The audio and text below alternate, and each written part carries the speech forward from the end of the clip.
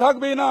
যারা হচ্ছে সিটার তারা এই দেশের বড় বড় লিডার, যারা দিতে পারছে ঝাড়ি তার হচ্ছে 4-5 তলা বাড়ি, যারা করছে ক্লিক তারা পাচ্ছে 10 কেজি রিলিফে স্লিপ, লিডারে লিডারে মিল, সাধারণ পাবলিক জেনে শুনে খাচ্ছে কিল।